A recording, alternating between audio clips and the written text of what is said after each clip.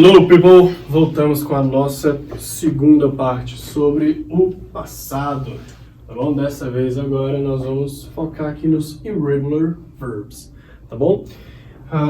Para começar, vamos entender a diferença entre regular e irregular verbs. Os verbos regulares são aqueles que a gente viu aula passada, que são os verbos mais fáceis, que são tranquilos, que você só acrescenta o ED, o D, o IAD no máximo, né? E pronto, está resolvido, está no passado, está bonito.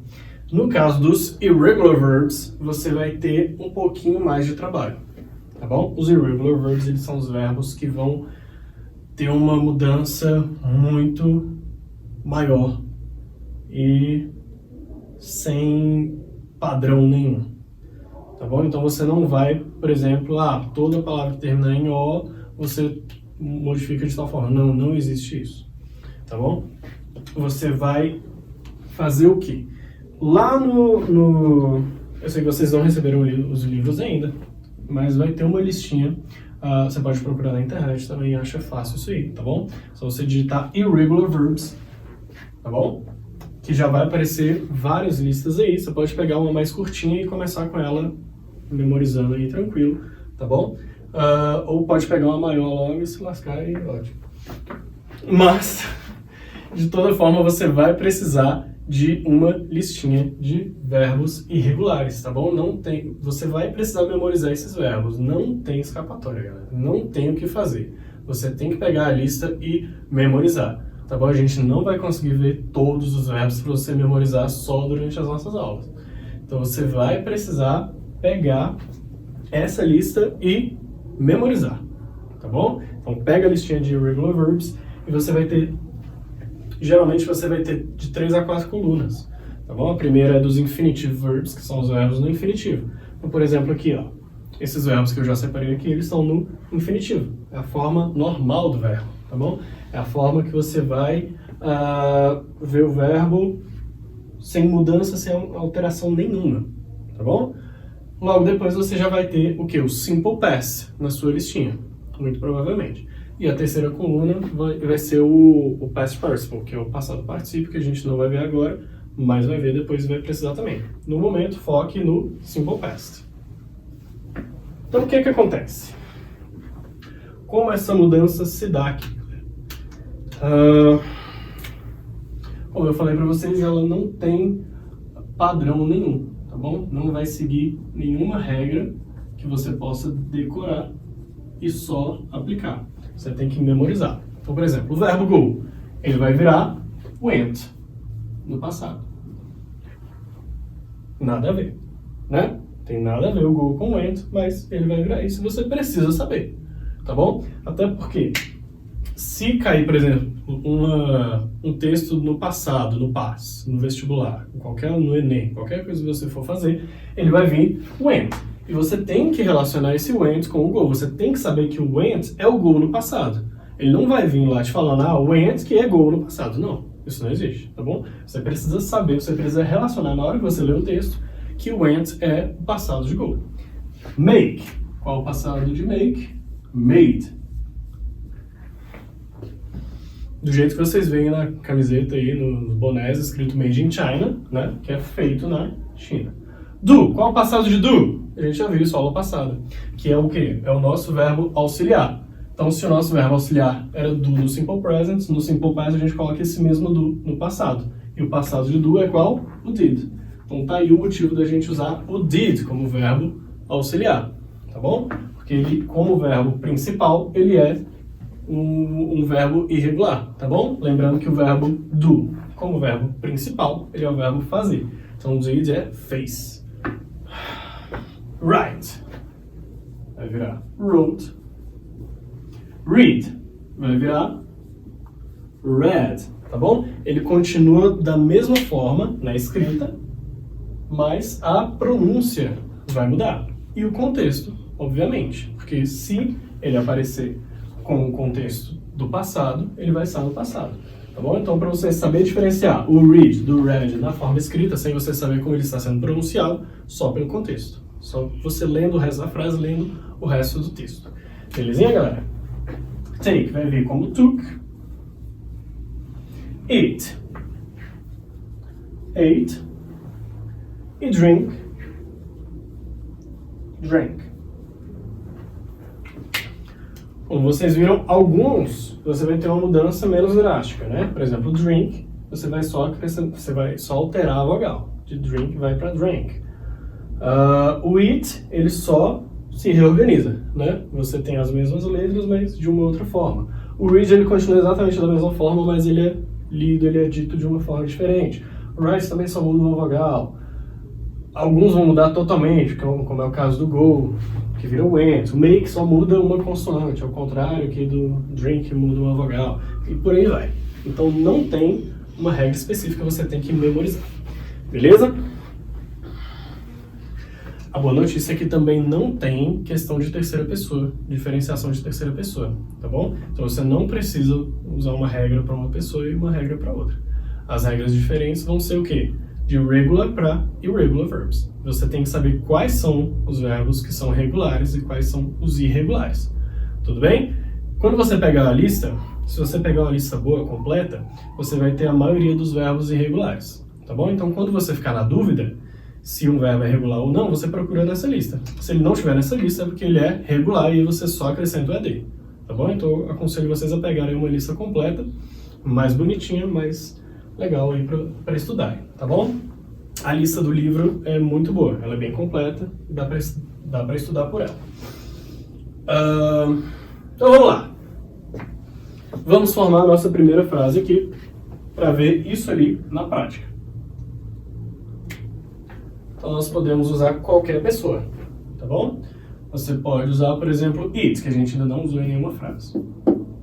Lembrando que it, ele é um sujeito que ele é usado para tudo que não for gente, tá bom? Então você pode usar it para se referir a um animal, você pode usar o it para se referir a uma mesa, a um quadro, a qualquer coisa, uma planta, tudo bem?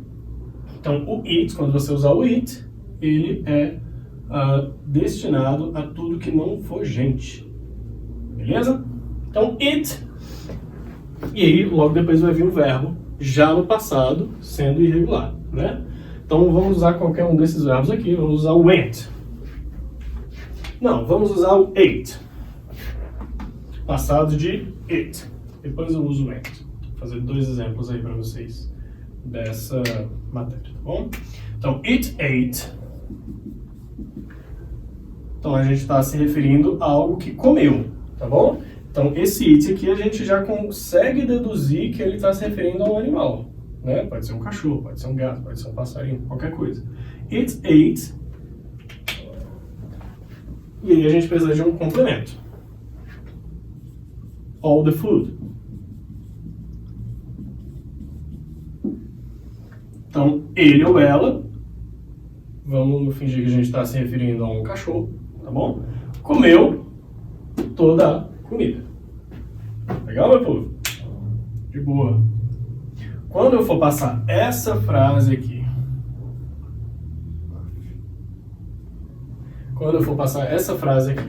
para negativa, eu vou precisar do nosso verbo auxiliar.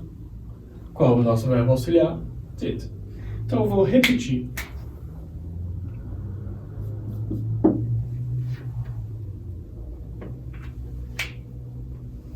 Deixa eu fazer mais em cima aqui. Para caber 2 frases aqui pra gente.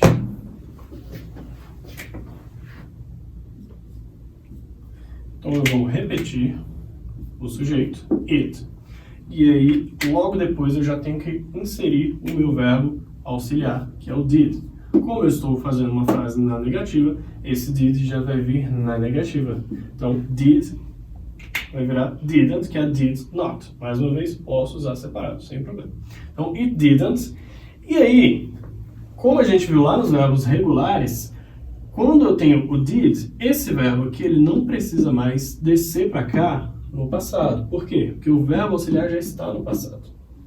Tudo bem? Então, quando eu tiver o verbo auxiliar já no passado, esse verbo aqui volta para o presente. Então, tá aí mais um motivo para você ter que saber, ter que memorizar o verbo tanto do presente para o passado, quanto do passado para o presente. Porque se você quiser transformar essa frase aqui da afirmativa para a negativa, você tem que saber o presente, o infinitivo desse verbo aqui.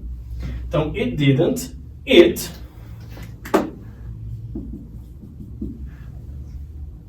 que é o infinitivo do verbo, e o complemento.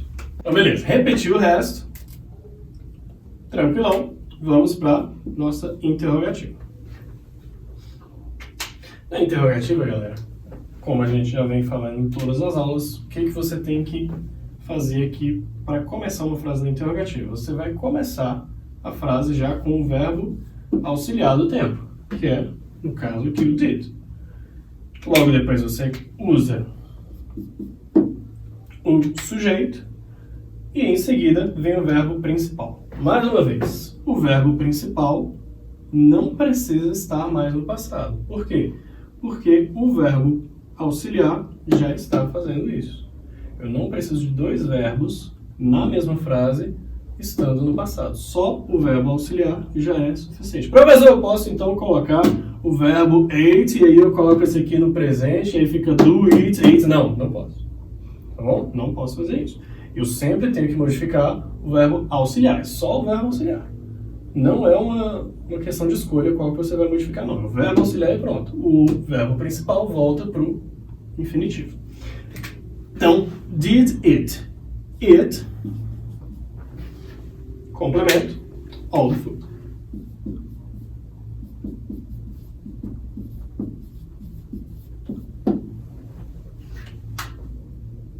Respondeu aqui, por ser uma yes or no question, a gente vai responder com yes ou no. Então, yes o quê? Sujeito, it did. Ou no, it didn't, que é auxiliar na negativa. Beleza? Vamos fazer mais um exemplo, mais uma frase, rapidinho aqui, só para a gente recapitular.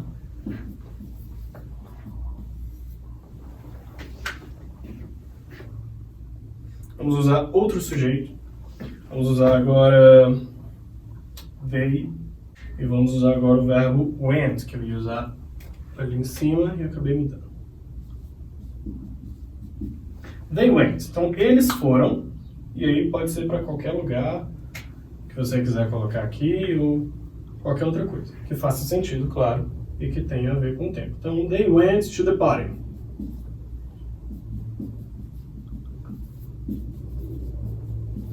Eles foram à festa.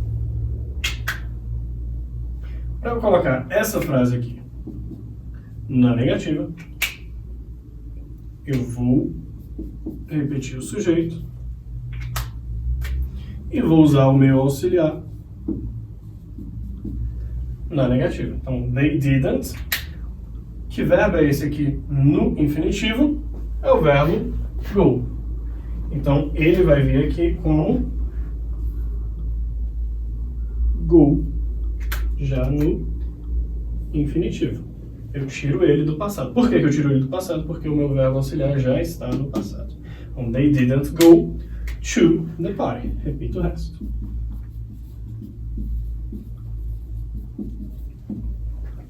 E por último, a interrogativa. Eu vou começar com o verbo auxiliar do meu tempo, que é o did. Repito o sujeito. Did they. O verbo principal vem no infinitivo porque eu já tenho o verbo auxiliar no passado. Did they go. Repito o resto, to the party.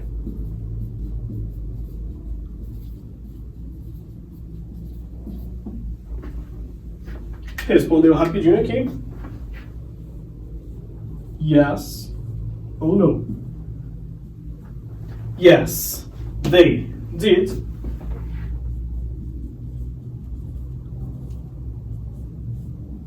Or no, they didn't.